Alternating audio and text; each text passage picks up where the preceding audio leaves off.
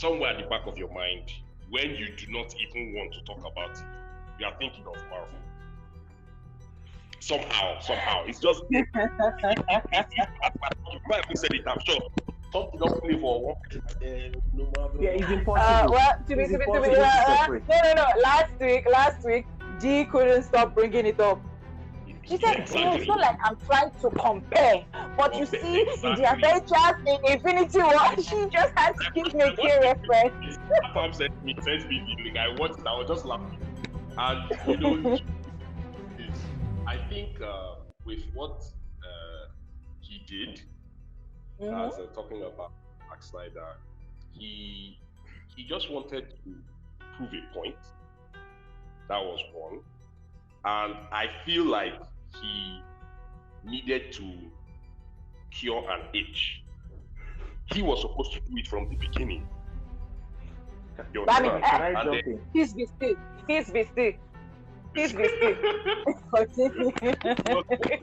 the onset, and then we heard of the tragedy and some of the issues that came up, and then he had to step aside. And I would say, on the result of his directing, he has his let's say his features when directing certain things. Like when you see, okay, this is Zack Snyder, this is the kind of thing Zack Snyder would do. But on the other hand, it was a very good take on DC. I think they have not been able to, reach their potential in a long time. In a very long time. That's when it comes to their movies. Yes, it was a tad long, but like I said, I think you just needed it an itch. That scratch has something you wanted to do. Has done a part two. Wait. Nobody should talk before Bami. Thank you. The truth is, that whole thing about having Marvel playing at the back of your head. The reason is because I think DC really has had that dark thing about it. If you look at it from the comics, Detective Comics have always been much more realistic compared to Marvel. Marvel always has the happy-go-lucky and some scientific lab thing just happens and the person becomes this. But DC has always been more realistic and dark. So I think he just needed to put that thing, put it there, And there was a bit of the humor was not as much as Joss Whedon's own, And it's Joss Whedon, Joss Whedon that's his kind of directing. So you'd expect that, I just feel like when I just heard it was Joss Whedon, I was like, oh, okay, so let's watch some Marvel flick right now, even though it's DC. Oh, I didn't know to be. I didn't. Oh, sorry. So first of I actually don't mind Whedon's own. I watch it as a feel-good movie. God bless you. Okay, so there's so much to unpack. I watch it as a feel. Like if I am bored, I need something to make me laugh. I sit down and I play it. I have watched Whedon's Justice League 20 times since it came out. Not until the cinematic universes, DCU, MCU, would I ever have considered myself a Marvel fan. Most of my comics were DC. It was Superman, it was Green Lantern, it was everything. As soon as Iron Man dropped, I was like, someone that can actually bring a comic to life. I was like, let's go. They opened the world. I was like, DC, what's going on? Next thing, Man of Steel hit. And I looked at it. Man of Steel was not bad, but I still had that feeling like, this is a beautiful thing, but this is not Superman. I don't know what this guy was going to do. But in my mind, I was like, DC, they just do one-off movies and we move on. Now, this is the problem, when people are talking about Justice League. You talk about it like an isolated movie. This guy has done 3 films in DC. He did Man of Steel. He did Batman vs Superman. And then he has done Justice League. So he has a trend. It's not like he's saying he just did it and expected.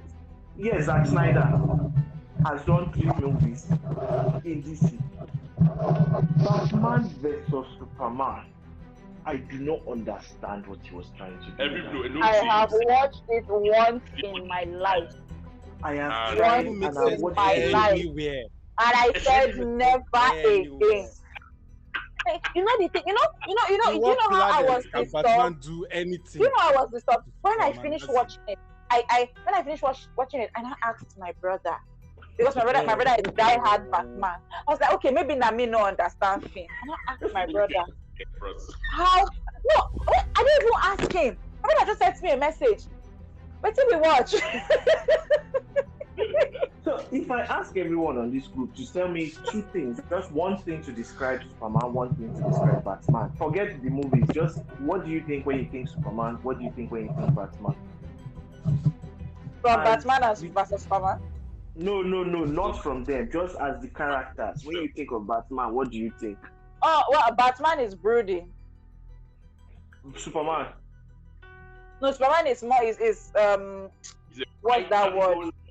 No more positive. Not is it quirky? Is it like Superman and Lois and Superman? I mean Superman and Lois. That is who I expect Superman to be. He's a nerd. Nerdy. But he puts us. Is quirky the right word to use? Yeah. Is quirky the right word to use? He's unrealistic. Superman was never. Where are you? He's an alien. I'm just listening to you guys talk. I'm just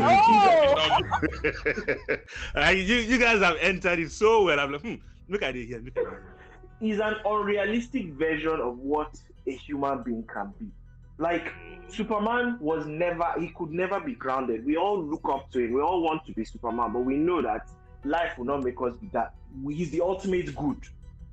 Batman, as broody as he is, he's the ultimate intelligence. He's a detective.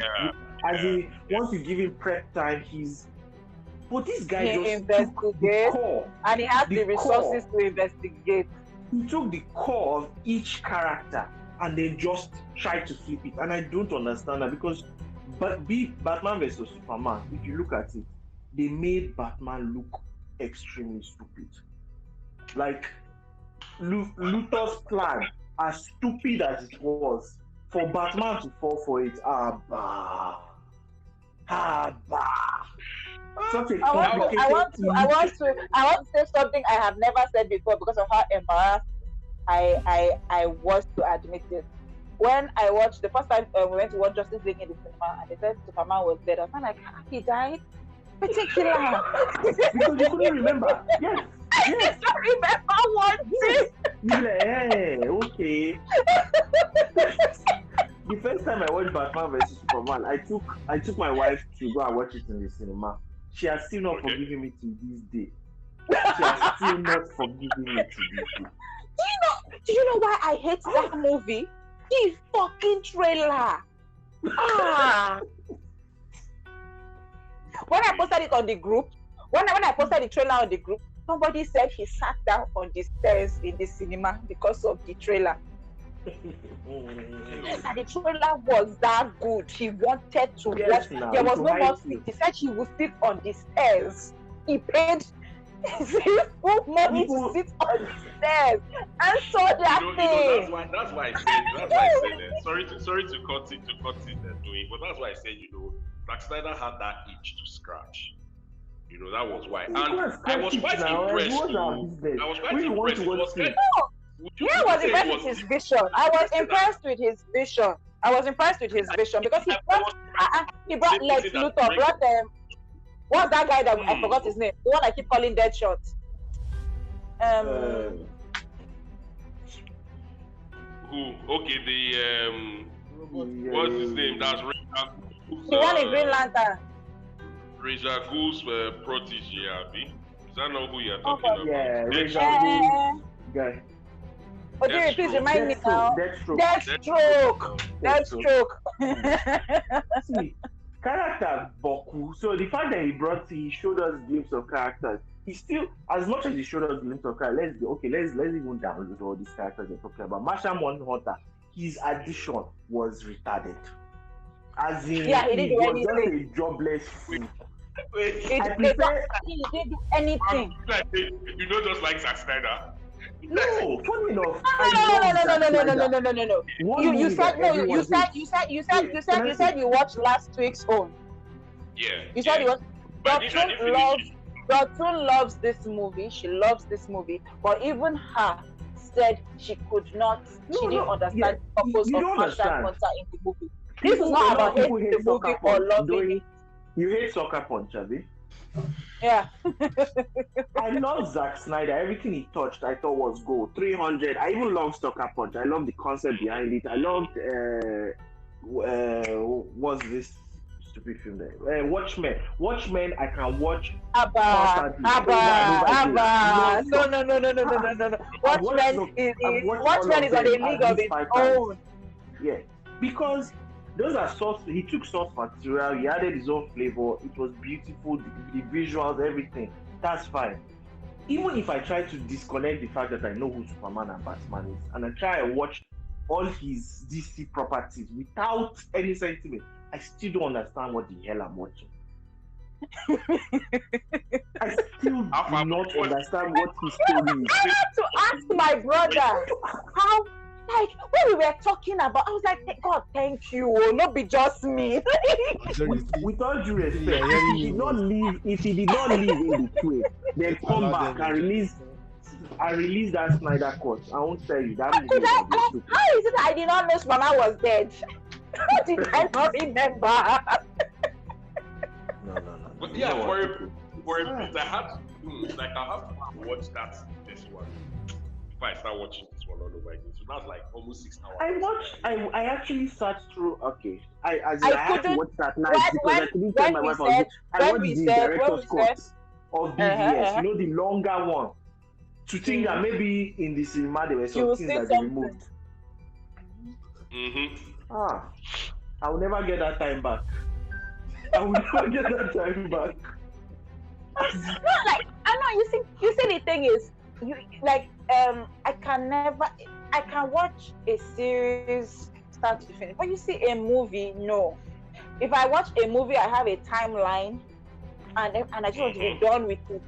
So watching it again, like when we're going to review the movie, I was supposed to rewatch Justice League.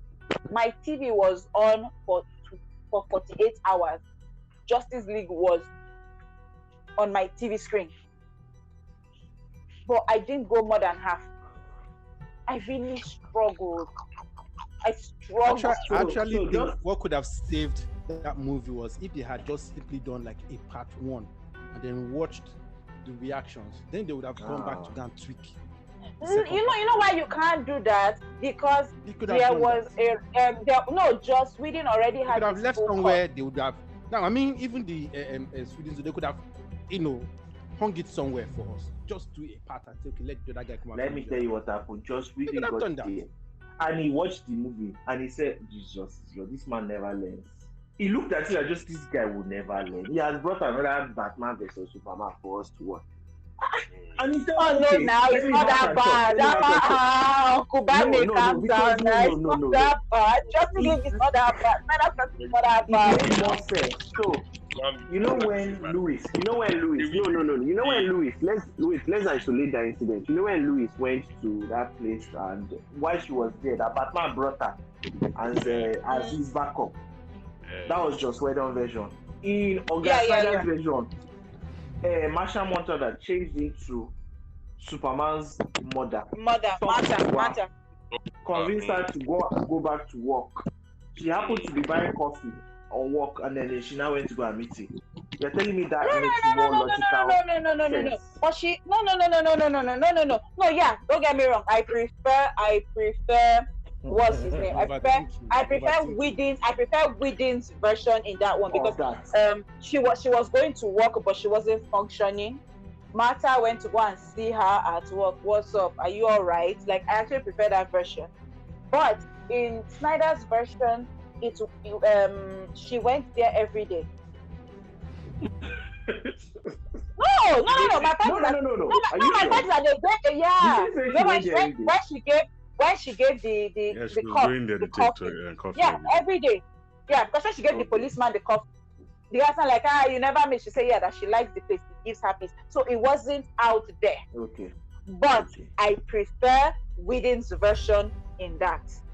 In that one, I actually prefer Whedon's version. I prefer his cut. Yeah. Like I was saying there, the truth is, again, it's their method of directing. And if you'd ask me, I think Joss Whedon he understands superhero movies, and he understands what it means to, adaptation from a comic to screen. That's the major thing. Something I was disappointed. Okay, sorry. Something I didn't like in Whedon was making Batman laugh, as in making him try to join the funny. That one I do not agree. That one I do not agree with. A lot of people have a way. For me, one of my favorite directors when it comes to superheroes, I've watched his career for quite some time, Sam Raimi. I don't know if you guys know Sam Raimi. Spider-Man. He's good with his progression was something that everybody watched. Hi guys. Welcome. Thank you. Yeah. So it's one of the things that I'm very. Sorry, we just found ourselves talking about Snyder's Cut again. it just happened. It wasn't planned. But long story short, I think both of them have their places, and we have their fans that are fans of this Snyder's Cut. Like, if you go online, now you see people that will Snyder fans are toxic. Like, oh my god! So I was impressed. Sorry, I want to talk about the fans of some. Why would they have fans? Those people that do not allow DC rest until they release the Snyder's Cut. Even if the movie was shit, I stand. I Pakistan. Even if it was shit, they must stand. Was 4 hours. If the Snyder Cut was 4 hours of Zack Snyder and Batman using the toilet, they would have still said it was a masterpiece. It was because tomorrow they will shout to release another thing again. No, they need to show their loyalty. It was very important. I just think that they will do a better job in sticking to the way Marvel has always done their work, looking at what Stan Lee left for them and just carrying it and being more creative. Let them do it with the things that DC, the issue of DC. At the point I got to dig in and I found out that money is one of their issues when it comes to Warner Brothers and characters. Money is an issue with it. But for the games and the cartoons, they don't joke around. They don't mess around with that one. They finish work on different levels. That's the thing that treats me, that you watch the cartoons and it's so on point. And it's like what? It's on point. And then you now watch the real life and like, you could actually just take a cartoon and just convert damn thing into a movie. It's not like no, but it's true because they don't do anything extraordinary that requires serious CGI in the movie. Think about it's about storytelling and the directing really. So I don't think they found that person. Sorry, I want to ask you a question. I asked it last week. It's just because you have mentioned it again. So what I asked was, okay, so this is like two basically the same story, same actors, same scenes and everything. Like it's just the way they cut the movie that was different. So are we saying the cut has more impact than the directing? Okay, first off, like I said something about the storytelling. Ma'am, you like the question, Abby? Yes. I know. That's my job.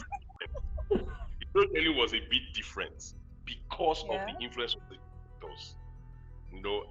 I did a bit of film school back then, and I realized that their outlook, if you are taking from source material sometimes and putting it that family just said now that why did not just take cartoon and put it there?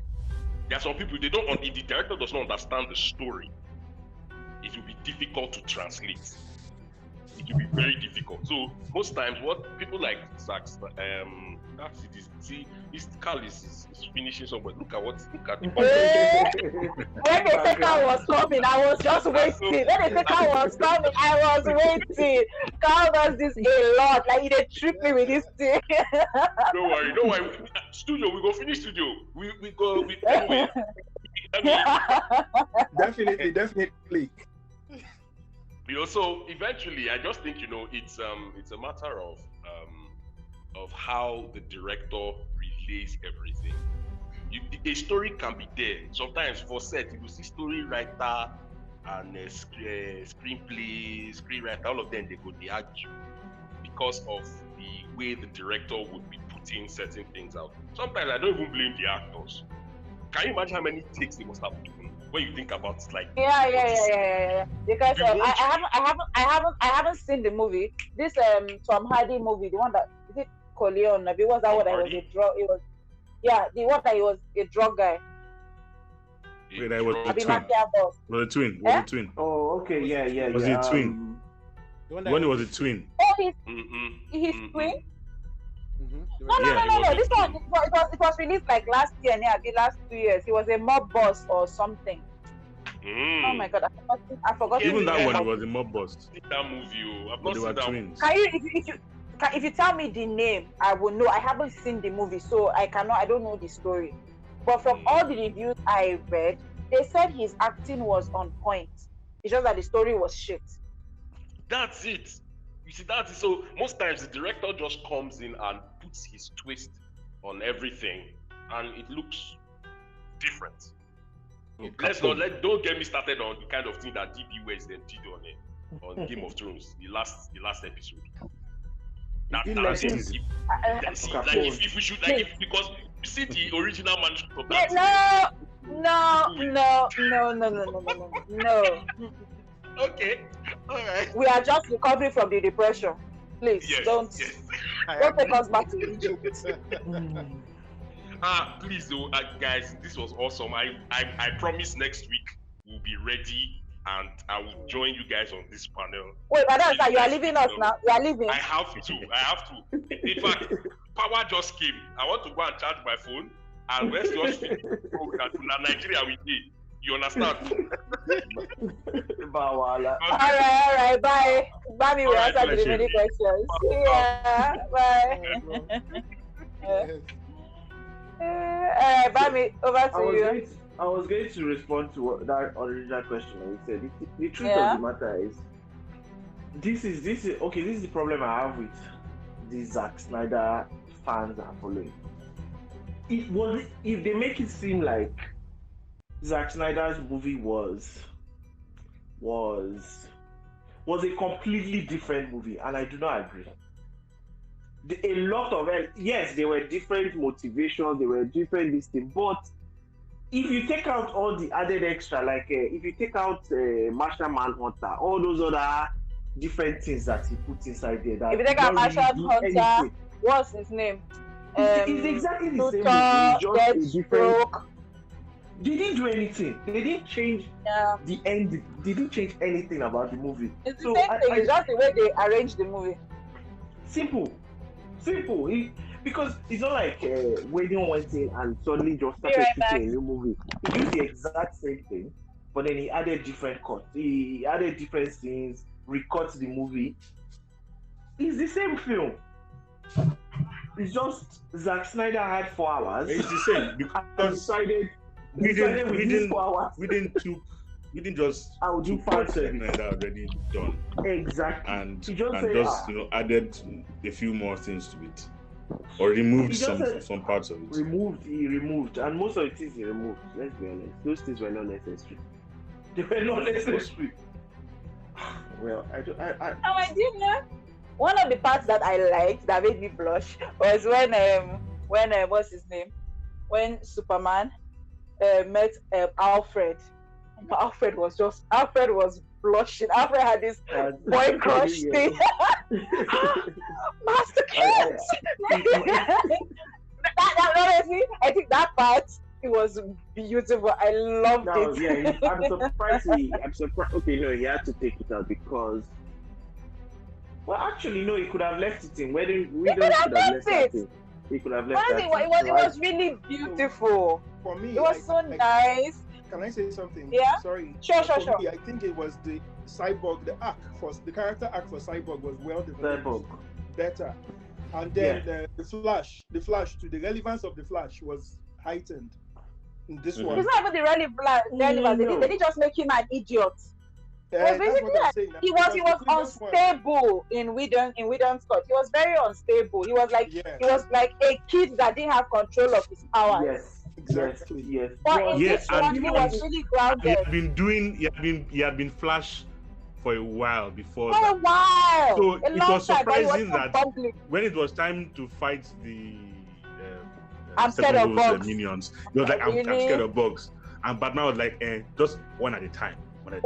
Just push and go. Push and I'm like, Flash, push and go, Flash. Flash doesn't do that. But Flash is too fast for that. In Snyder's Zone, yeah. It's push and go he was doing now. He's still push and go. Yes. But he was secure. Like when it came to rescue people, when it came to being a hero, he was secure in his abilities. Yeah. And then another part I like was him and Cyborg bonding when they were digging out Superman's body. We had the accident. That part was really heartwarming. It was like, okay, because at the end of the day, these are all people from everywhere. But you're forgetting that this man had 4 hours. If he had released his movie without a 4-hour window, all these things would have not made the final cut. There is no way these things would have made the final cut. No, I'm not. But I'm saying that they are heartwarming and that you are actually enjoying all these things is because he had 4 hours to release a film. Now, take away we won't get another 4 hours now. Yes, take away Joss Whedon and let him, if he had released his movie, I'm wondering what Snyder fans will be talking about now, because he will have to do it within 2 hours. Then he will release a Blu-ray, less like VVS, that is maybe close to 3 hours long. I don't think Whedon will have succeeded either. The reason is this. That's why I blame the execs. The execs, because they didn't give.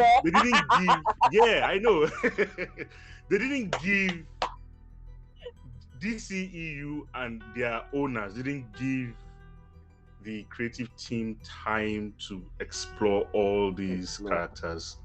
So if you are now going to do, before you now come to Justice League, it's almost like the MCU. Before the Avengers, they had explored several characters. But now you have not explored them and you want to do a 2-hour movie. It won't work. We shouldn't have taken that job. You should have said no. No. You shouldn't have taken it because I don't think it's him. It made him at the end of the day, I don't think it's him. I think it's whoever. No, it's not him. That's what I'm saying. That's what I'm saying. That's what I'm saying. That's why I blame the exec.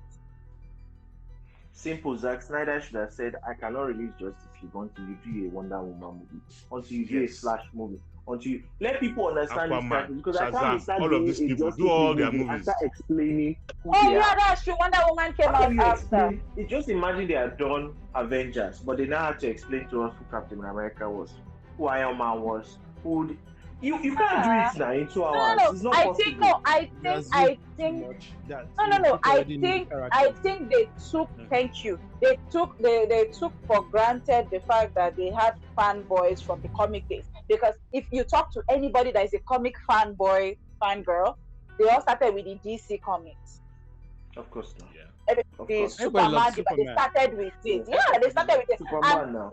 We've had a ton of Batman movies, a lot of Superman movies, and the Superman movies were, but still, Superman has had a TV show. You understand? But it's not just Justice League. It's not just Batman and Superman. It's not just Batman, Superman, Wonder Woman. Because Wonder Woman also had her own TV show. But I've not seen it. Yeah, Sharon Carter, right? It's not just those three. We had Aquaman. I know you showed us his chest and everything, but we needed his backstory too. We needed to see a Flash. Watching the Flash TV show. The Flash TV show character is not the same character with the movie character.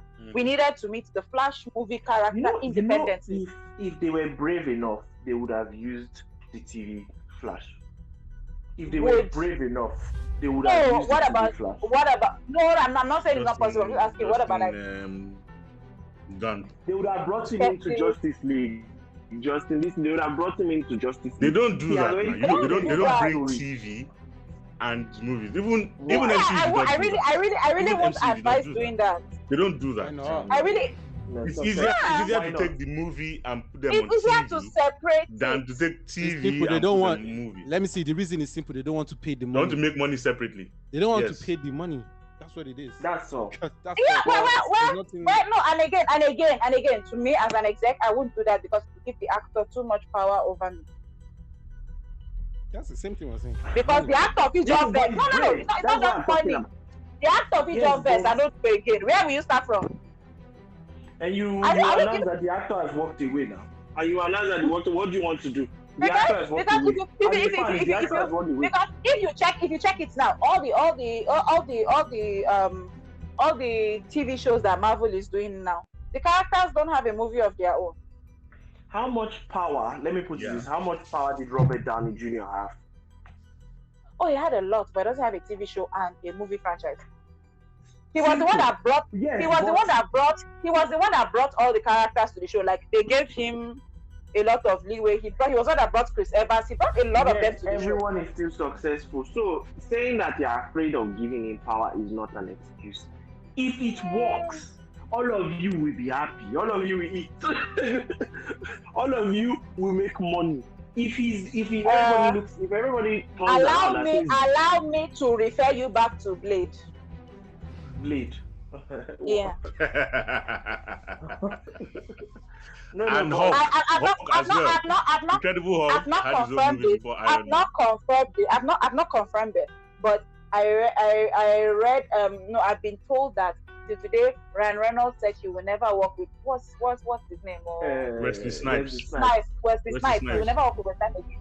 That he was difficult to work with at the end. He was an asshole. Wesley Snipes was an asshole. But Wesley Snipes was a method actor. He took that Blade character and No. I am talking about what happens when you give an actor too much power. That's what I'm making. The Blade movies made money now. Yeah. If you think of Blade now, there was a scene he refused to open his eyes. They had CGI eyes. They had to CGI. Do you know how difficult you have to be for them to CGI your eyes? but see. All that one is background, is annoying, is everything. But the Blade movies are still. Who knows? Maybe the Blade movies will have continued. Who knows? No, they were planning to stop by now. The trilogy. Which now brings me at that point. That point. I want to say something. Sorry. Which now brings me to another question. Yeah. The God, they just escaped my head now. Why did they stop that franchise? That's the X-Men, and then now started the entire.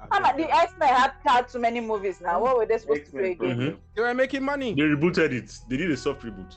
Yeah, and the soft reboot wasn't good. Now today I can't watch the last one. It wasn't good. No, it was terrible. I know, that's why I didn't watch it. I expected it to be terrible because the one before it was terrible. And the casting as well. Actually, I like the storyline. I don't care about the casting. It was so terrible. No, it wasn't that bad. The last one. That's the kids that became. X-Men timeline is far more confusing than anything Zack Snyder can do. After a while, I start watching them as independent movies because I'm just like, I can't even deal anymore. I have to actually go back and read the story before I realize that, okay, that's true. This person was young and this person changed this time. Just enjoy all of them as individual movies, but yeah, you're right. That last one was that Dark Phoenix. My God, Carl, I hope we've not stopped you from talking. Or do you want to say something? No. I don't. I'm just flowing. I'm flowing. I like the conversation. Okay. I think the X-Men franchise. I have no issue with separating the TV show from the movie. No, I'm not saying it's wrong. I'm not saying there's no issue with it, but I still think. DC okay. I'm saying I know. I'm saying I support them. You support them. I support it. I disagree. But yeah, no. But I think what DC forgets. Okay, I was making a point. Okay, sorry. Before you go on. Okay, sure, go. When you're saying you support, what you're based. Sorry, I'll let you go back. But what you're saying essentially is like, I support separating it. So imagine now. Yeah. Captain Winter Soldier and this thing. They had used different actors. What would you have said about that? It's not. They didn't have their own independent movies. They were in the movie. They were yes, but they were side characters. This TV show was like their own movie. To me, I don't see the difference. That's why I specifically mentioned it. I said they were just side characters in the movie. Yes, they were vital, but they were not the main cast of the movie. So they could afford to, we negotiate money for you to act this small 8 episode. You agree? You no agree? And they would do that. That was like their movie. If Robert Downey Jr., for instance, they wanted to you want to give him TV show, their pockets were empty. Their pockets were empty. No, don't get me wrong. They will make money. They will make money for his level. He made an Iron Man iconic that powerful icon a TV show. They will empty their pockets. They will empty their pockets. But that's what I'm saying. Okay, that was able to just I think using Robert Downey Jr. as a case study is unfair. But Justin Grant, is he that big a name that you're saying if they tell him to come and do a film, he will say, you must give me 50% of profits? I don't think he has that. No, I think Justin would agree to do it, but I don't know. Sorry, I think there are some actors that are TV. I'm not. Sorry, who watches Big Bang Theory? I do. I did. I used to. Penny, the lady that, what's her name? Or the lady that said Penny. Penny. The babe was tired. The babe was tired. Every year, increase my salary. Every year, increase my money. Every year. Like, you don't start like that now. You start small. As you progress, people start to love you more. Your fan base, you bring more money. Of course, listen. So in the beginning, yes. More. Yeah, she was always demanding more. She herself said it that she's tired. She said that I was 22 when I started it. How old am I now? She was tired, and to keep her, you have to make it worth her while. So in the beginning, yes, they'll be open to it, they'll be amenable to it. But how do you want to replace that kind of character in a TV show? The TV show is centered around the character. It's not easy, It's not easy. Anyway, this is crap. No, they are not crap. They are not crap. It's just, I can't even believe it's me that is defending them like this. It's just, I don't like they just need to go back to the drawing board. Like, they need to remember that not everyone read the comics. Yes. How I know most of the DC characters is because I watch a lot of the animation. Like, it's a thing. My brothers and I love it. We sit down, we watch the animations together. Like, it's our thing. You understand? So they need to realize that, like with Marvel, when I watched Captain America, how do you know? When I watched Captain America, I didn't know what Marvel and DC was. It was one day. One day my brother told me. I think I had watched Captain America, I had watched Thor. I didn't know. I watched Iron Man self. I didn't know what was Marvel and DC. No, because one day my brother just told me, "Oh no, Marvel is this. It's not separated of the superheroes for me. This and that." And I said to pay attention. That's how I got it. But I enjoyed Iron Man in the comic world at that time wasn't that strong. Marvel comics were never that strong. It was always Iron Man specifically. It was Spider-Man that was Spider-Man was the Marvel. Spider-Man was the Marvel comic that sold. And Wolverine. Yeah, Spider-Man. And Wolverine. That's why when Sony bought them, when Sony had opportunity, Sony only bought Spider-Man because Spider-Man was the name that Marvel fans everyone will recognize Spider-Man. Yeah. I wanted to be Spider-Man when I was small. Now, what are you talking about? The Marvel fans it's not too late. It's not too late. Now Spider-Man, don't be Spider-Boy. Now Spider-Man, don't be Spider-Boy. Let's just look for lab for you and find Spider. I'll be walking to school like this. I'll be looking at the house. I'm thinking about how I'm going to jump this building and then jump to that building. Like, it's not going to work.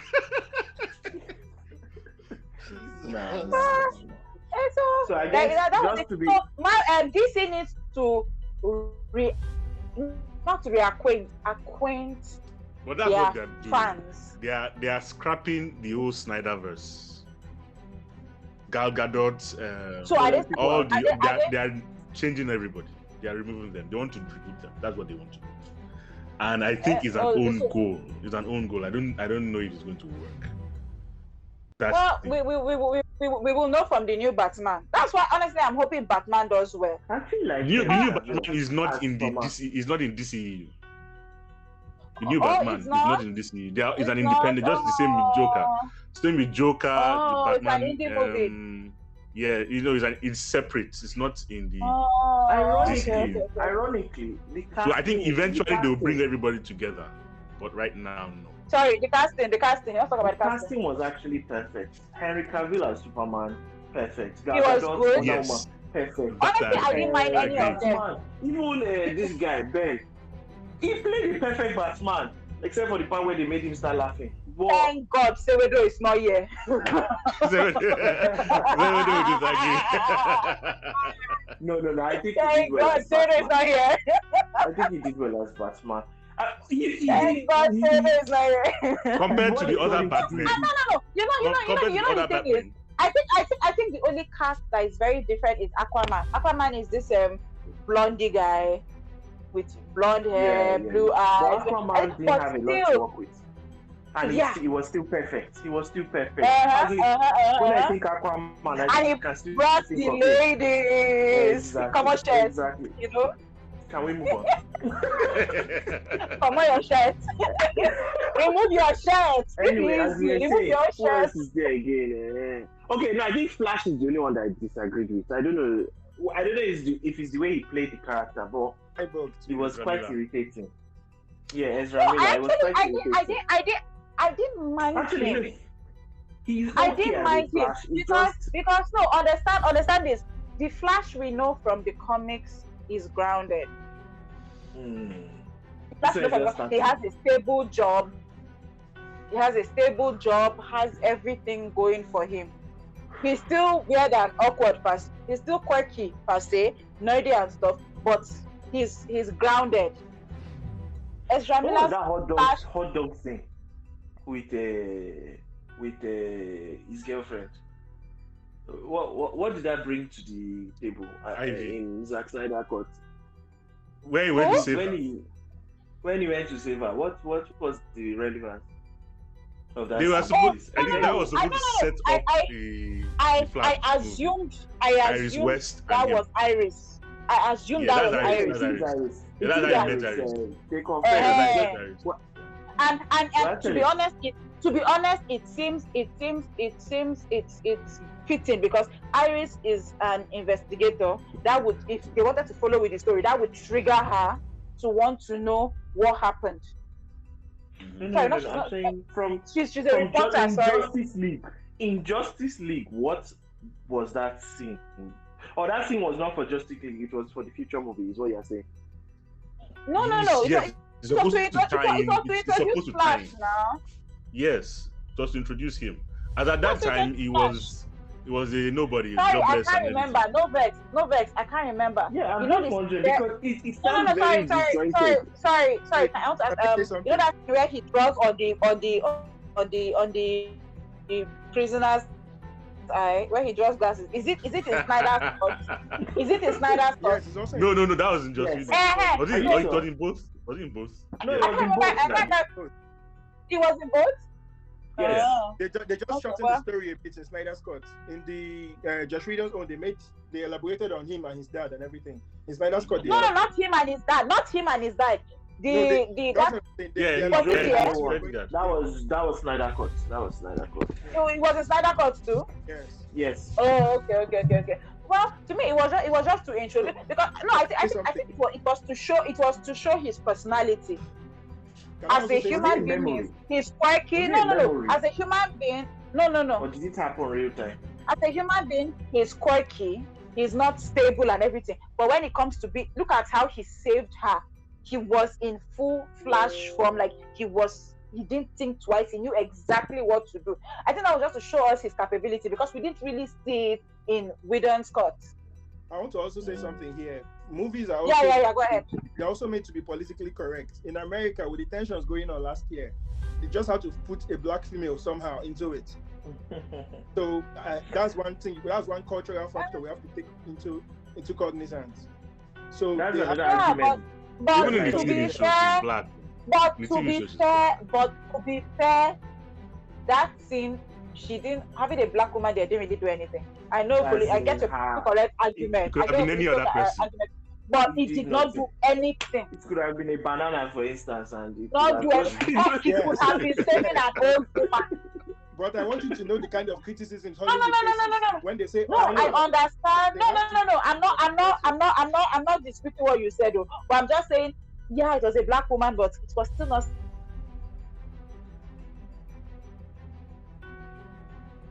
Argument. No, significant. That argument that Joss Whedon is racist because he cyborg storyline. Oh yeah, that one I don't know. I don't know. It's just an idiot. Ray Fisher is just a so. I mean, if I get money now, I open studio. I will never hire someone like Ray Fisher. I beg. If I want, the thing is this. The thing is this. Whether relevant or not, it's the culture. It's just like you saying. It's US culture. Your festival in Lagos causes traffic. It causes, but you can say it's not relevant to somebody that has a traffic business. But culturally, people want it. They want it.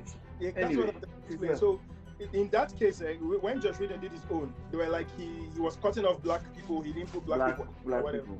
So Snyder tried to make that little change. No, but he did that. No, but the cut was really significant. Like that, Cyborg's cut was really significant. It was necessary to the story. No, like that cut was too much. Because when you are that Snyder's Cyborg's part was what made Snyder's cut stand out. Yeah. So it made Snyder's cut stand out. It was really important. He said the movie was probably maybe like 10 hours before the cut. And Joss Whedon was looking and saying, I need to make a film. They've given me a certain timeline, they've given me this deadline. I need to change. He now looked at this cyborg thing. Yes, it gives him a reason to do what he's doing. But if I take out this entire chunk,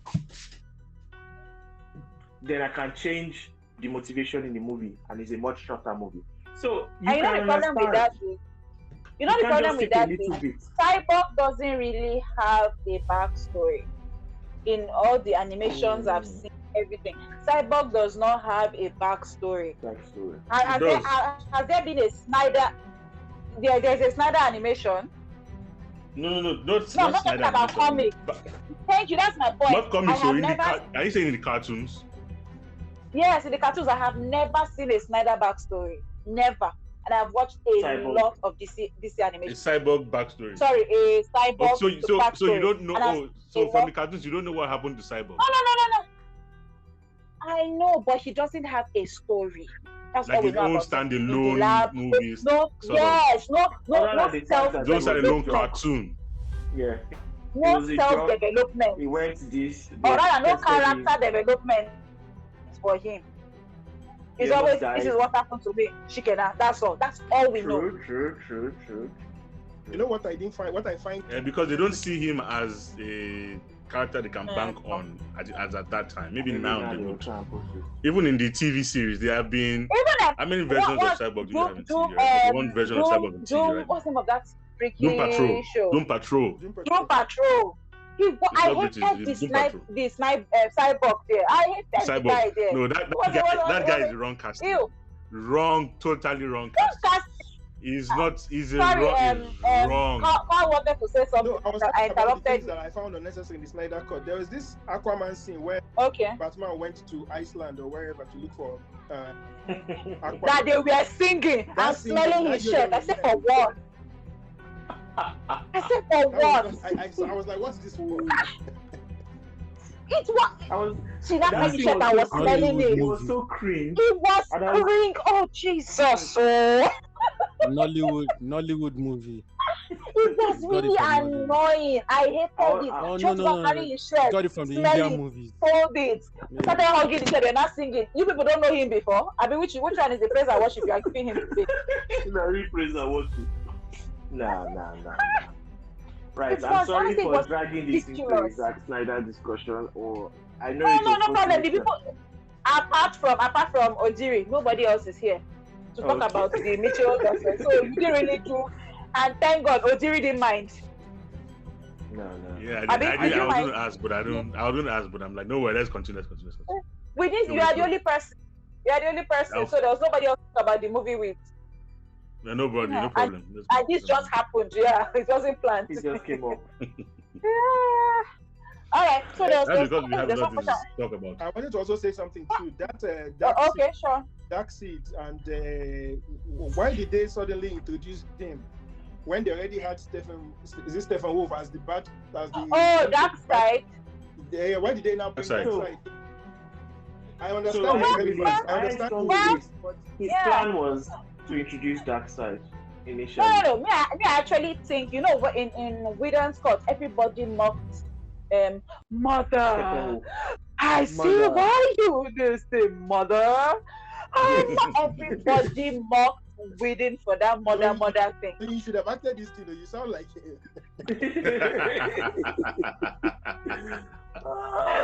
I have watched this movie 20 times. 20 times. It was too much. The mother was a bit too much. I was on the. And we just recovered from Batman versus Superman's mother. How do you know this name? Martha. We just recovered from that. Have you people ever considered, and I know he will never admit it, but every time I heard him going on that mother, I felt like it was almost like a clapback. I think he was just trying to insult the whole Batman versus Superman matter thing. And it was a subtle way to just whatever the reason, it was a bit really much. disturbing. It was disturbing. It's like all this. It's like it's not like all this. Okay, you guys are guys. It's like when the girl goes on a date with the guy. My mother would love to meet you, uncle. Please come and stay with me. Come and stay with my mother so that she will teach you how to take care of me. No, I'm sorry, I can't go out from this date today. My mother and I have plans to go to church this thing. Like that was the feeling I got from his mother thing. It was excessive. Yes, it was. But if you talk about the reason why he did it, he needed a motivation for Stephen Wolf, which he mentioned briefly in his cut. But if you now look at Zack Snyder's version, no, okay, so Whedon's version, he needed some sort of stupid motivation, which he talked about, we attacked before, blah blah blah. Now Zack Snyder's own, he had all the time, he had the 4 hours a day, and then he decided, okay, your motivation is because you want Darkseid to look at you fondly. Ashe, the previous one is Darkseid that attacked you. It's not Steppenwolf.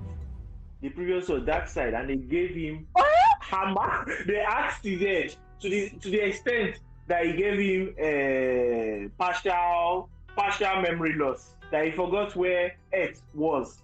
Went back to his house. And Steppenwolf now came back and said, "Oh, I will do this on behalf of Darkseid." And I still don't understand why Darkseid took his axe, went, forgot where Earth was, then now said there was not insulting Steppenwolf for not taking over. The stupidity of that story. Oh my God. Hey, Dory is crafty. That was the most ridiculous. You are crafty. Oh. Don't worry, you're back. Go on. You're back. Yeah, I know. Let me switch to Wi-Fi. Okay. No, but I think one thing I liked about the difference that it reflected was I'm here. Okay. You're frozen again. Yeah, with can you see me now? Oh. Yeah, better now. Yeah, much better. Oh, I'm back. Oh, thank God. Okay, so one of the differences with the cut is can you still see me? Very well. Yes, you can see you. We can hear you. Can see you. Okay. So if you look at one of the character differences, if you look at Whedon's cut, Steppenwolf was basically all powerful. and he had like his mother's blessing pushing him, go forth. But with Snyder's Cut, he was powerful, yes, but he was still timid per se.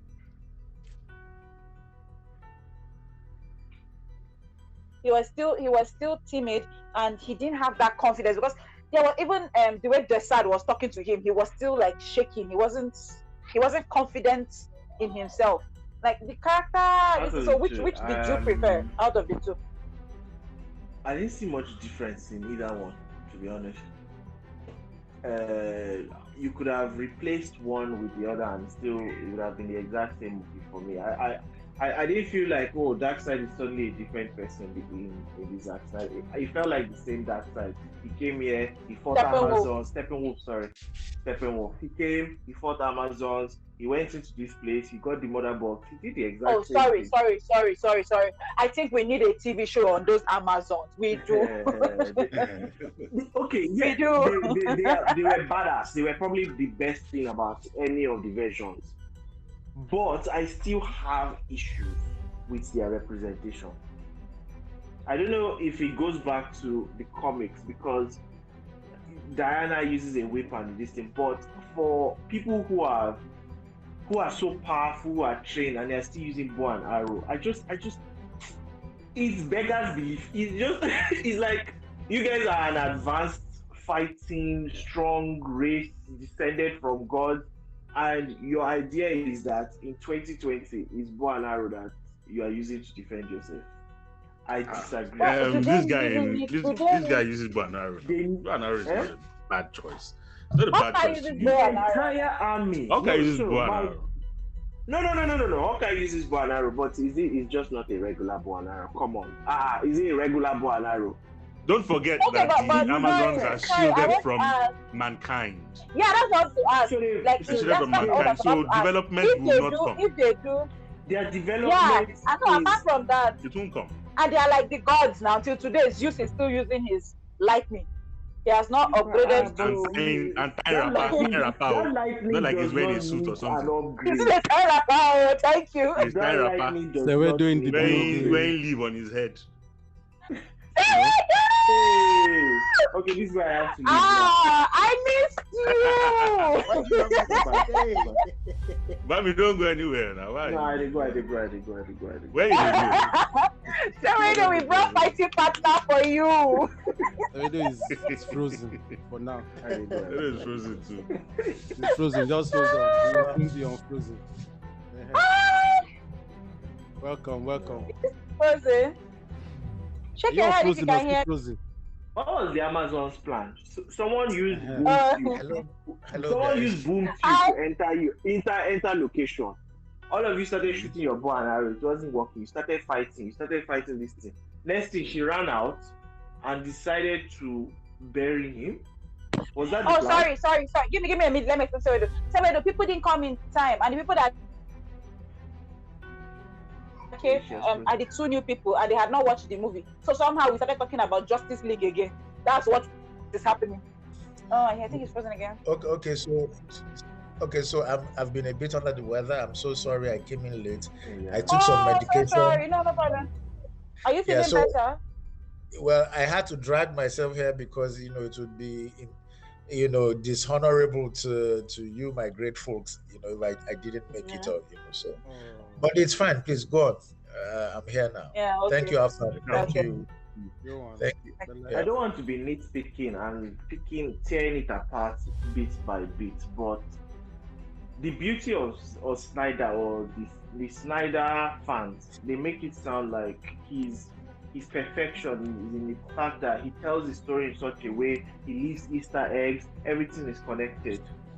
But if you isolate a lot of incidents, people were doing things that were quite stupid, and I'm talking about how badass the Amazons looked. But a lot of the things they were doing were very retarded. So you have a mother box.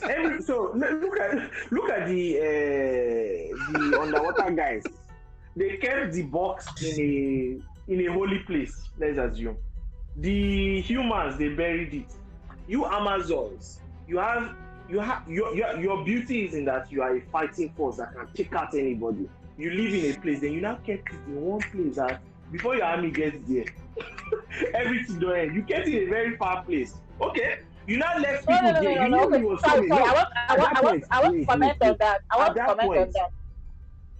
Okay, at that point, you knew he was coming. No, it's not like they did not know he was coming because they had what they said the mother box and started moving. You did not signal him, you did not do anything. You left your bow and arrow people to be pointing at the mother box. They didn't know what to expect now. Let me finish. I understand. I'm not saying everything was stupid, but if you look at the connected scenarios, next is someone boom tube directly into the place. He did not walk in. He boom tubed.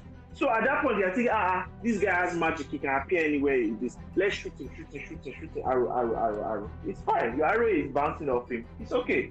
You are doing what you can do. He came with a sword now, so your fighting weapon are not that dissimilar. I'm not saying everything was stupid, but they now dragged the box. They ran outside, and she did what? Okay, whose court was it that they decided to bury in or?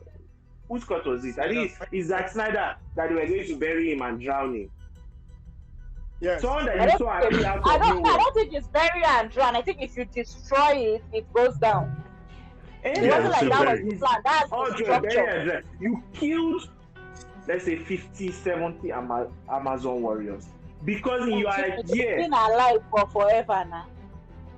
So you decided I will kill these people, let us die so that we can bury this guy that appeared in a because they know what is coming is greater than their life.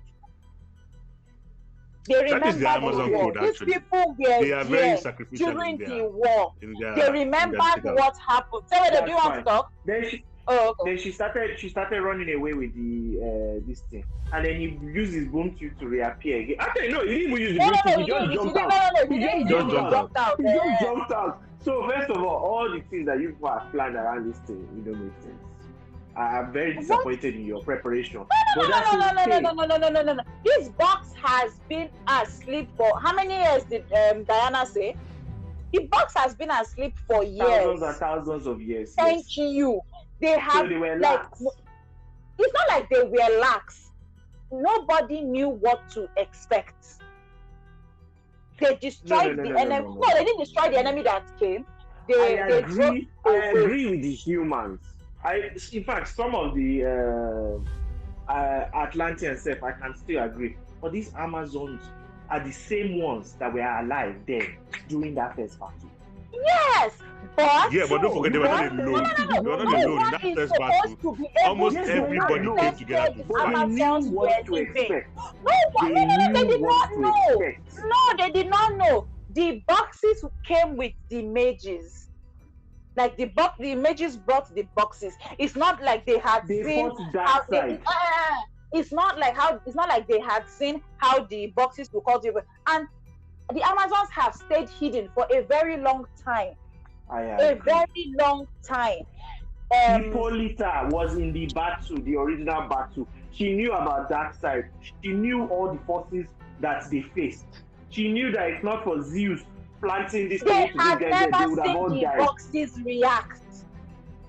No. This is not about the boxes. This is about you are protecting something and you know exactly who brought this thing. So if these people come back, how are we going to defend them against them? And in her knowledge. No.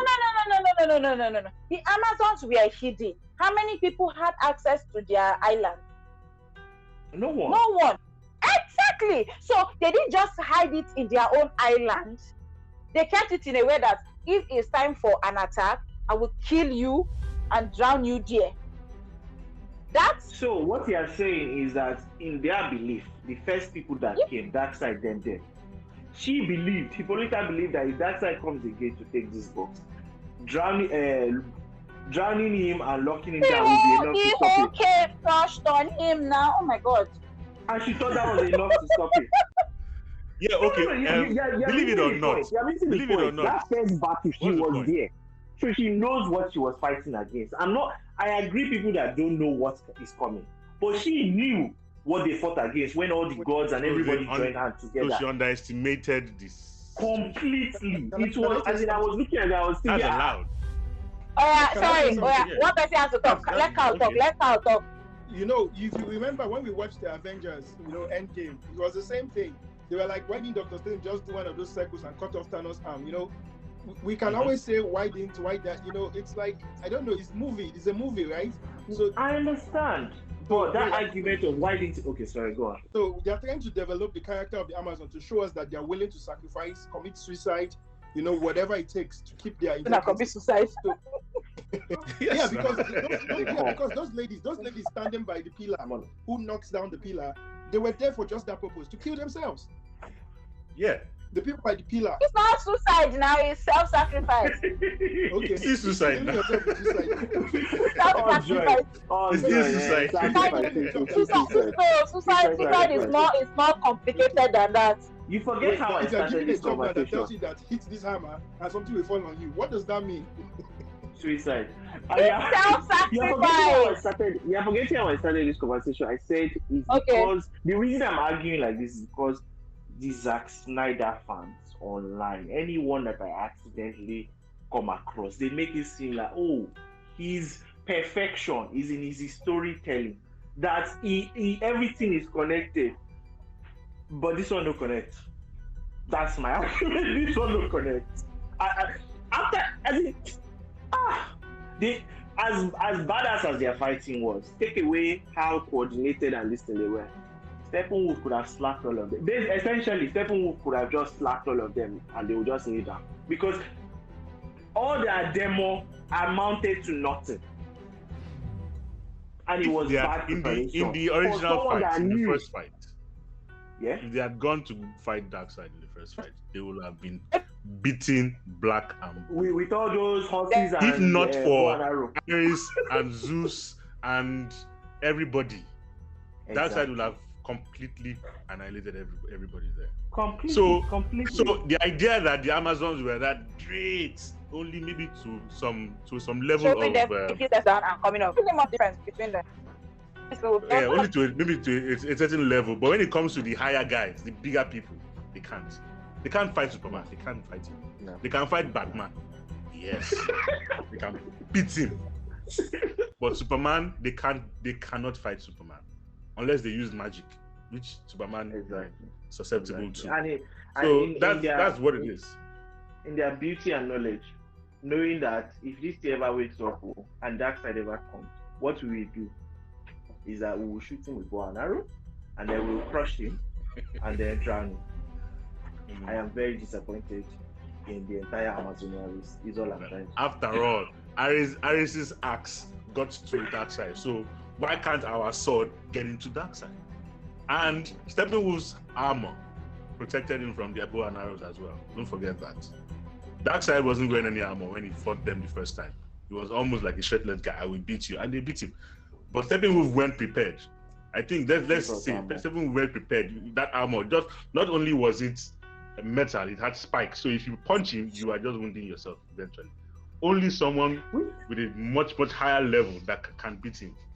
And that was the difference between Snyder's armor and the other guy's armor. Because I remember that was a bone of contention with Snyder fans as well. Steppenwolf's armor was just more shiny.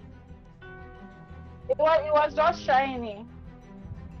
So it's shiny that people, because I remember there was a whole thread about this on Comics Meltdown, on movies. People were saying, you see the armor. I think was it Alaba? Or someone posted and said, you see this armor is better than this. And I was just looking at both of them and I was thinking, is it that I'm using a different? But Whedon's version is closer to the comics. I know. Whedon's version is closer to the comics. I was indifferent. I was indifferent about the armor. I didn't really care.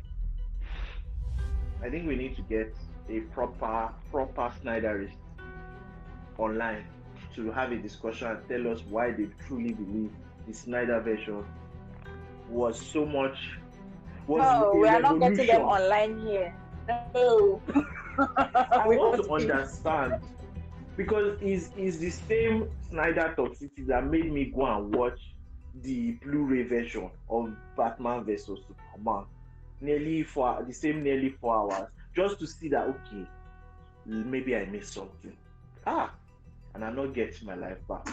So I want to talk to someone who. So they're so amused. Pardon my French. A motherfucker on the inside with real leadership skills. You see Affleck in, and again, this is not a diss about Affleck as Batman alone. Generally, he's... What did you call the guy's name? Anson Mount. Okay. Anson Mount, yes. He's in one Kuje film recently, I think Virtuoso or something, with Anthony Hopkins. Yeah, I've not seen the movie, but I know him. Yeah. I know him. You know, you look at him and you know, man, this guy is not to be messed with. Good looks, great looks, you know. But he has more of it. Doesn't he have more of a Superman look? No, really. So this is really good. It's a good thing you mentioned that. This is where I'm going. There is a reason Superman is Superman and Batman is Batman. Superman is almost like the antithesis of Batman. He is optimistic and hopeful. Not because, and again, people come with this stupid, okay, God forgive me. People come with the funny argument that this was Superman when he was just trying to, and I'm saying, Marvel does Superman through Chris Evans better than DC does Superman. People say, so ideally, Captain America should be dry because he is old school, because he is not, because he's living in a cynical world. But he's not. He is basically optimistic, hopeful, leader. And again, look at Chris Evans in Fantastic Four was this flighty Alain Conche guy. I did not know. It was later that it dawned on me that good. Flame on guy was Captain America. Like exactly. I was like, what? Then in The Losers, he was like a fucking loser. Yeah. It was like a very nonsense. That is, you see, again, this is what we are saying about range. See, you know, even in this Snyder Cut, you see the extras that people like Jeremy Irons, people like Joe Morton, they brought to their role. You watch them and you know whether. I mean, see Jeremy Irons. Jeremy Irons was a fantastic outfit. Fantastic. My goodness, he was fantastic. Almost everything the guy says, you know. And the humor, and you know, he has that dry humor face. That he will say something, everybody will be laughing except if you'll be looking at you. Yeah. What is funny? Yes. Yeah. So again, if you are making a movie, it's very important that yes, you think about box office, but you still make sure there are people who can deliver on those. It's not about muzzle. Any idiot can go through a regime and stuff and pack muzzles. But what about the acting? For me, the acting and the capacity to embody the role is way more important than, you know, I'm seeing our man Dwayne Johnson showing muzzle kiri in preparation for Black Adam, and I'm thinking, look, first of all, you are the wrong person for this role, because personally, I think there are many, say American or British people with Middle East descent that could have killed this role. Ordinary, and he's not ordinary, of course. What's the name? Riz Ahmed. Yeah. See, that guy is a fucking chameleon.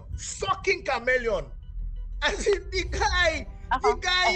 But he's too small. He's too small to. Which is the point we are making about things. No. Again, you see, before I said that, I talked. Just fire here. I am saying that muscles are secondary. Will always be secondary. If you get Jeremy Irons looks nothing like Alfred. All the Alfred. Exactly. So what are we saying? This is the first Alfred. This is the first Alfred I want to toast. Anyway, I'm just saying. I mean, look at Cavill, Affleck, Galdo, Momoa. These are guys with either little or limited range. You know, get guys who look once they can. Okay. So wait, I want to ask you a question. Talk to me. Just give us your idea of the cast. Of every cast you just mentioned. But you've mentioned Batman and so Mount. Okay, who will be your Superman? Well, there's a guy called Armie Hammer. Now, Armie used to be a terrible actor. Okay. That was who I was praying would get Batman. So, you auditioned for it. That was who I was praying would get Batman. You didn't get it. No, you didn't get it. Armie used to be very terrible, but I don't know. He just came out with one gay movie called Call Me By My Name with Timothy he was the one. I've not seen it, but he was the one. And then suddenly I'm thinking, Armie Noni, and all of that, you know. So I think that's so Armie is very tall. He's really tall. Yeah. He's I think 6'4" or thereabouts. So, and me, I think he has better range than even Ben Affleck, let alone Cavill, who is like plasticine all the time or plastic all the time. You know. We were happy to like that. Okay, so who is going to be your Wonder Woman? So for Wonder Woman, personally, I think that now, while Gadot has really, and I'm not gonna lie, she's really tried to, and I thought that there was something just beautiful about her accent. You know, the way she used her accent. Yeah, I honestly don't mind her. I don't mind her as Wonder Woman. I'm very cool with her as Wonder Woman. Yeah. So my problem. This is almost like my only problem, and this is funny that I'm now saying this. My only problem with Gadot is that while she embodies the, you know, the in quote motherliness, whatever, the Amazonian they craze small, because really, she really doesn't have that craze. And she doesn't emanate the masculine energy they do. Exactly. So, all feminine. All exudes. I mean, look at, and this is the funny thing. The first Wonder Woman, almost all the Amazons on screen, they are people I love. Connie Nielsen and Obama, Robin Wright. I mean, see fucking Robin Wright. She was brilliant in the first Wonder Woman. As in, like, it was almost as if because the new girls' limitations, they now surrounded her with some fantastic actresses. These are people I love, really love. And you saw it, they brought the thunder, you know, so I don't know. No, actually, for her as Wonder Woman, I don't mind her. It's just I don't like her movie. I don't like the Wonder Woman movie.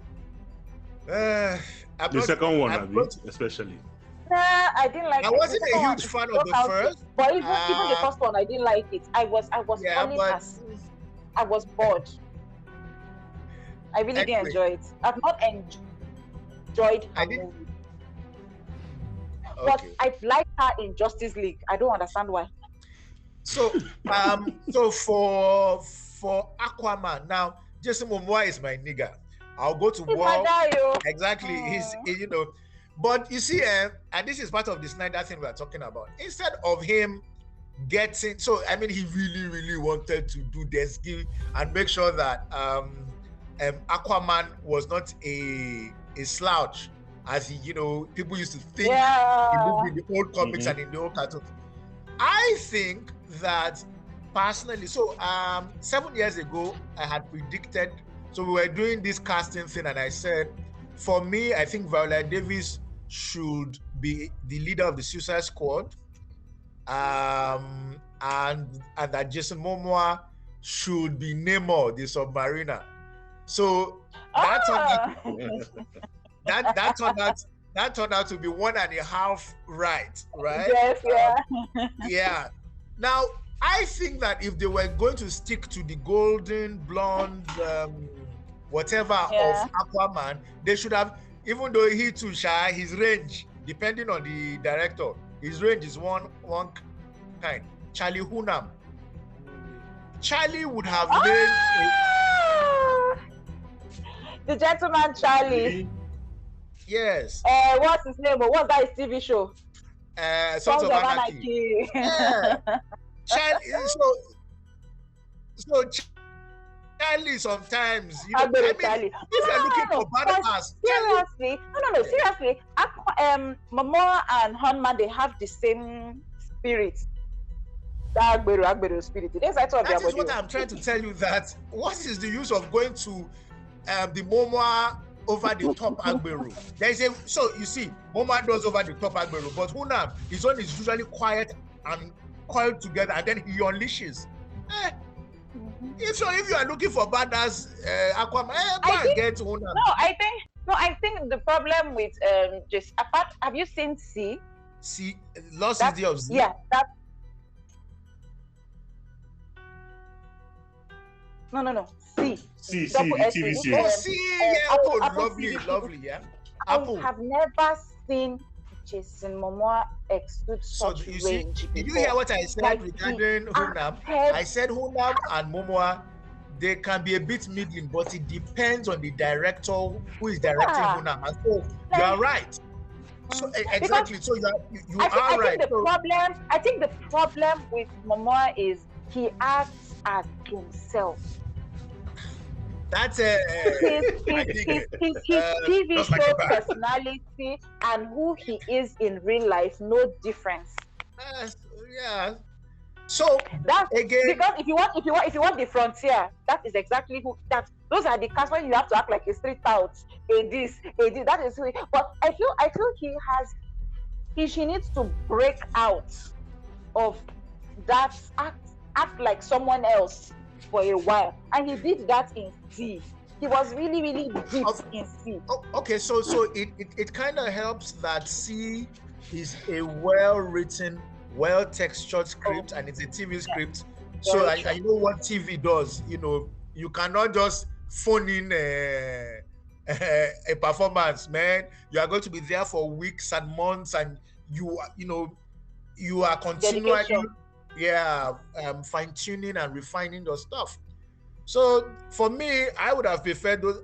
If I really sit down and think about it, I might probably come up with other better whatever, but just get guys. And again, Snyder is the type that, well, to be fair, in Hollywood would usually get people who are directors, two types of directors. The people-oriented or the actor-oriented ones, or the action-oriented ones, or technically oriented ones. So for people like George Lucas and people like Snyder and possibly Michael Bay, they care about camera angles and desgi and Michael Bay is while the others are more thoughtful about. Michael Bay. Thank you. I've still not finished looking at it. Yes. Action. I did not finish it. But even in the final analysis of things, I'd rather watch a Michael Bay movie than watch a Zack Snyder movie. Because I think that there's a way Michael Bay just accepts his shamelessness. And then, you see the money shot. But the thing he's doing is the desgi and the explosions and the slow-mo and the, camera and the dolly. He doesn't even... So again, you just wonder, his fans are not coming out and saying, no, sure, you see that the way they slow mode in Armageddon, was trying to invoke the 12 disciples of Jesus, kinika. You're not going to see all that nonsense, But look, Trump also had his followers, so and nothing new there. And they will tell you that he's the second coming and that he really wants a re-election. So really, the older I grow, the more I find that, look, people legitimately, personally, I think our creators, when they were designing us in the lab, right? They kind of, or whatever, when they were designing us, they found a way to checkmate so that we will not go gaga. Our logic has a way of making us gods, so to speak, literally. But they now put emotions and sentiments, so that it can balance up a bit. So that where you will think that, oh, humanity, they should be doing great things, then they will now add that thing that makes us act very stupid. Oh, okay, please forgive me. Maybe not stupid, but will make us. And you're thinking, how can these people who have gone to the moon, why are they still arguing about whether women are equal? Okay. Let's have Facebook drama here. No, it's the truth. Sometimes why are people? Why? I mean, so yeah. So again, Snyder is a very good visualist. I live for his pre-credit scenes, especially personally. Watchmen pre-credit scene. I'm not sure I've seen it. Best ever. I am not sure I've ever seen. I mean, everything is in that everything. Storytelling, characterization, camera angles, cinematography. The music is iconic. The feelings. Your feelings. I'm telling you.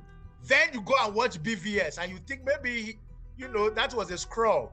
A shape-shifting scroll that I know that. Man, I don't know, man. I don't know. No, I'm actually wondering, is it possible that he has gotten to his peak? He has peaked? Ultimately, Snyder has to work with close and serious supervision. That is what I found out. You see, people forget. One thing I say about the Justice League, I say is that he has a vision. Yeah. I just feel, I think according to what you're saying now, you have a vision. Tell people the vision. Let them make it happen for you. Maybe let them write it or something. But I believe he has a vision that can go far. It's just they said he wrote it. He wrote it, right? He did not really write it, Jare. He worked with Chris Terrio on it. He had worked with Chris Terrio on BVS as well. But the truth is that he needs a new writer. No. Some directors, to be fair, like Bryan Singer, who did X2, and Carl will come back to you. Some directors like Bryan Singer will sit down even when the writers are writing and then say, guys, look, I think these are the things we should be looking out for. And so you could see a beautiful movie like X2 come out, and he's done some really cool stuff. Then in the Marvel universe, the Russos, you can see they and McFeely and Stephen McFeely and Marcos, they are like 5 and 6.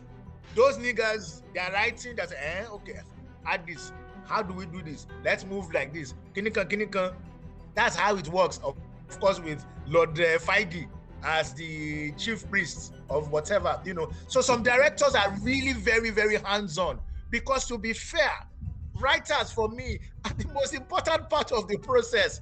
If you don't get it right on that page, hey, it's going to be very difficult to, even in post-pro. You need to get the basics right. Your character motivations, your plotting. You must get it right. So it's not, for example, a surprise that the golden age of TV in Hollywood has coincided with the rise of writers who become showrunners. It's not, because writers. You can't mess with that process. You can't mess with that part of the process. Carl?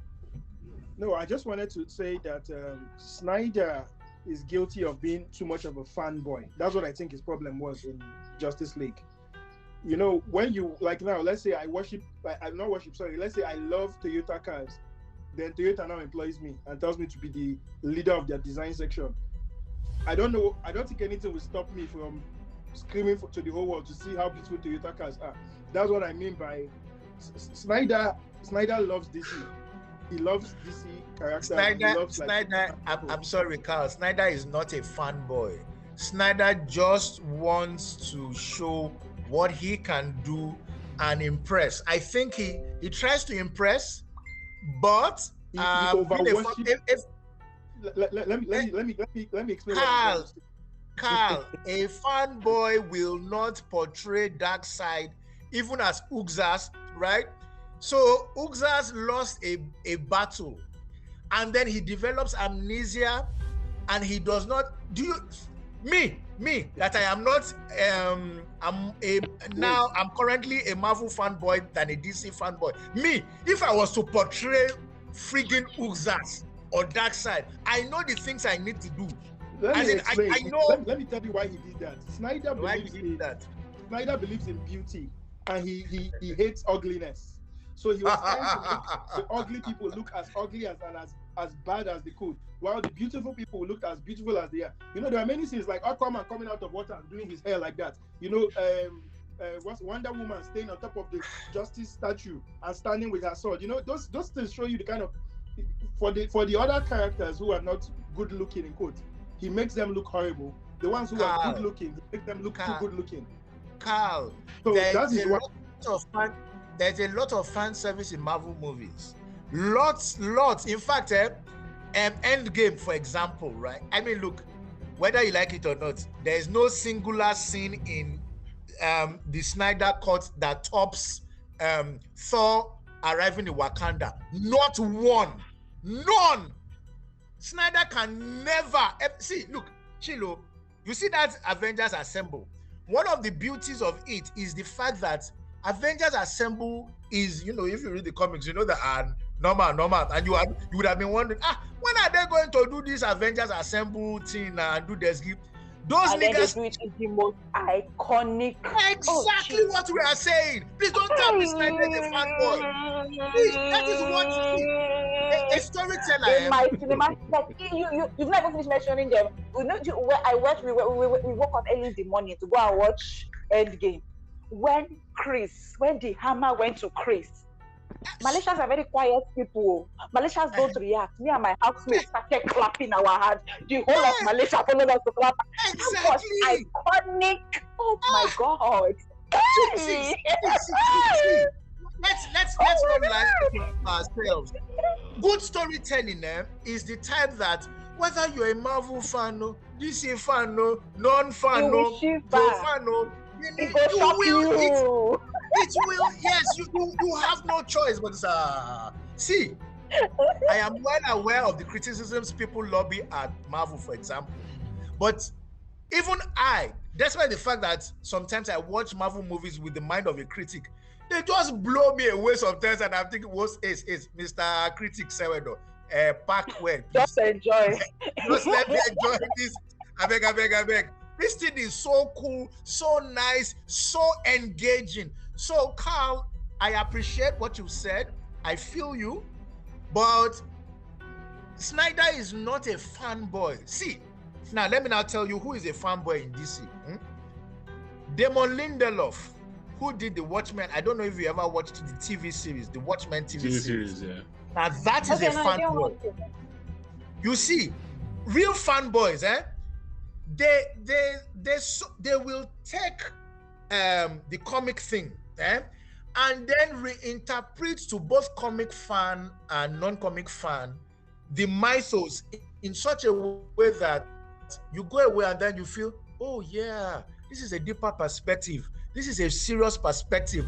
This is something new about our characters that we've not seen. I mean, think about it now, all your major comic book runs. That's what all the big boys,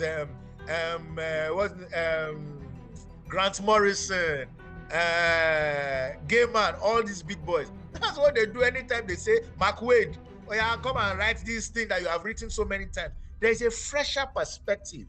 There's a deeper understanding. There's something new they bring to the table. So you watch Watchmen, right?